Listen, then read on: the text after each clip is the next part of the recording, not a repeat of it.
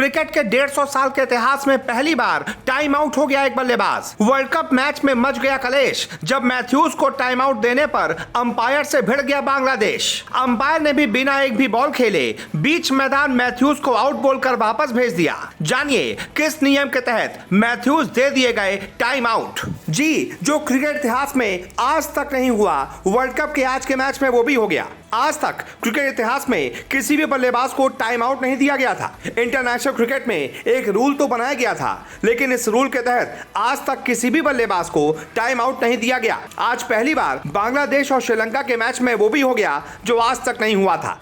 चमत्कार हो गया, बवाल हो गया। बांग्लादेश के सामने श्रीलंका का बुरा हाल हो गया। मैथ्यूज के टाइम आउट पर भी बहुत बड़ा बवाल हो गया। दरअसल आप तो जानते ही हैं, श्रीलंका और बांग्लादेश ठीक वैसे ही दो दुश्मन टीमें हैं जैसे कि हिंदुस्तान और पाकिस्तान। दोनों में एक दूसरे के लिए कोई मरौवत नहीं है। दोनों एक दूसरे को हमेशा हराना चाहते हैं। इन्हीं दोनों के बीच नागिन डांस भी शुरू हुआ था, जिसका सिलसिला आज तक चल रहा है। ये दोनों ही टीमें एक दूसरे को हराने का बस मौका तलाशते हैं। मौका मिला नहीं कि चौका मार दिया। एक ऐसा ही मौका आज श्रीलंका ने बांग्लादेश को दे दिया, जब श्रीलंकाई बल्लेबाज मैथ्यूज ने क्रीज पर आने में देरी कर दी और इस चक्कर में उनको टाइम आउट दे दिया गया। यानी कि बिना एक भी बॉल खेले, बिना बोल्ड हुए, बिना कैच हुए, बिना रन आउट हुए मैथ्यूज खामखा ही आउट होकर वापस चले गए। अब आखिरकार आप ये जानना चाहते होंगे कि किस नियम के तहत मैथ्यूज को टाइम आउट दे दिया गया। जिस समय मैथ्यूज बल्लेबाजी करने के लिए आए थे उस समय तो लगभग 24 ओवरों का खेल बाकी था, तो फिर मैथ्यूज को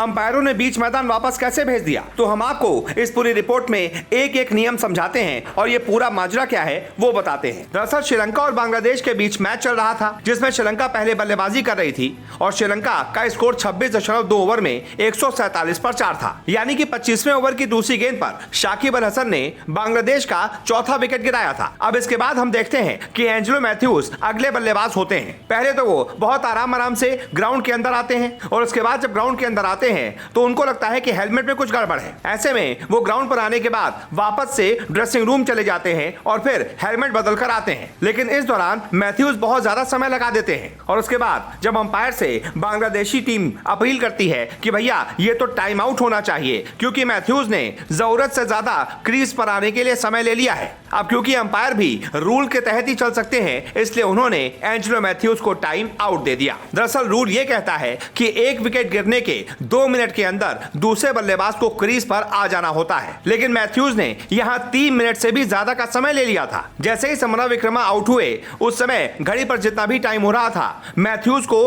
ग्राउंड तक पहुंचने में, क्रीज तक पहुंचने में 3 मिनट से भी ज्यादा का समय लग गया, क्योंकि मैथ्यूज अपना हेलमेट बदलने वापस चले गए थे। उनको लगा कि आज तक तो कोई टाइम आउट हुआ नहीं है, इसलिए कोई दिक्कत नहीं है। लेकिन मैथ्यूज यहीं पर गलती कर बैठे।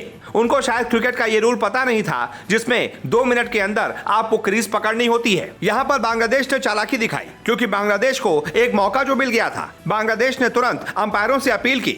अंपायरों ने टाइम देखा और क्योंकि अंपायर रूल के हिसाब से ही चल सकते हैं, इसीलिए उन्होंने इस अपील पर श्रीलंकाई बल्लेबाज एंजेलो मैथ्यूज को टाइम आउट दे दिया। बस इसी पर सोशल मीडिया पर बवाल मच गया है। श्रीलंकाई फैंस सोशल मीडिया पर खूब हाय तौबा मचा रहे हैं, लेकिन आपको बता दें ये हाय तौबा गलत है, क्योंकि अंपायरों ने नियम के तहत ही एंजेलो मैथ्यूज को आउट दिया है। अब इंटरनेशनल क्रिकेट में एंजेलो मैथ्यूज टाइम आउट होने वाले पहले बल्लेबाज बन गए हैं। उनसे पहले आज तक कोई भी बल्लेबाज टाइम आउट नहीं हुआ था। वैसे इस बारे में आपकी क्या राय है? क्या एंजेलो मैथ्यूज को सही आउट दिया गया या फिर उनके साथ नाइंसाफी हुई? जो भी आपकी राय हो कमेंट करके जरूर बताएं और इस वीडियो को ज्यादा से ज्यादा शेयर करें।